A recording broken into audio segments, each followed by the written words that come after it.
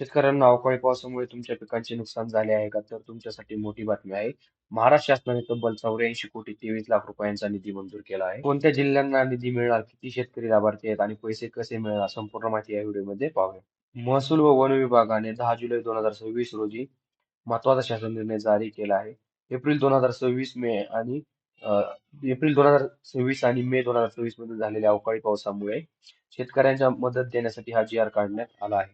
या जी आर नुसार राज्यातील बाधित शेतकऱ्यांसाठी 84,23 कोटी इतका निधी मंजूर करण्यात आला आहे. या जी आर मधील माहितीनुसार 45,042 शेतकरी या मदतीस पात्र ठरणार आहेत आणि बाधित क्षेत्र बघा 38,358.70 हेक्टर इतके आहे. सर्वाधिक निधी अमरावती विभागाला मिळाला आहे. अमरावती विभागाला 68.9 कोटी इतका निधी मिळाला आहे आणि त्या जिल्ह्यात 28,751 शेतकरी लाभार्थी आहेत. आता यामध्ये बघा प्रमुख जिल्हे कोणते आहेत? अमरावती, जळगाव, गोंदिया, सांगली, नाशिक, अहमदनगर, नांदेड, हिंगोली, रायगड यासह अनेक जिल्ह्यात शेतकऱ्यांना मदत मिळणार आहे.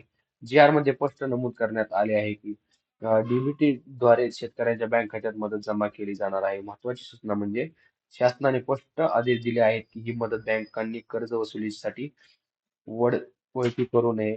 लाभार्थ्यांच्या खात्यात असलेली रक्कम थेट शेतकऱ्यांना मिळाली पाहिजे. मित्रांनो, अवकाळी पावसामुळे नुकसान झालेल्या शेतकऱ्यांसाठी हा जी-आर दिलासा देणारा आहे.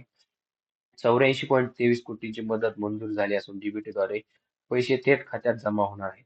तुमच्या जिल्ह्यात या यादीत आहे का? कमेंटमध्ये नक्की सांगा. व्हिडिओ आवडल्यास लाईक, शेअर करा आणि चॅनलला सबस्क्राईब केले नसेल तर चॅनलला लगेच सबस्क्राईब करा. धन्यवाद.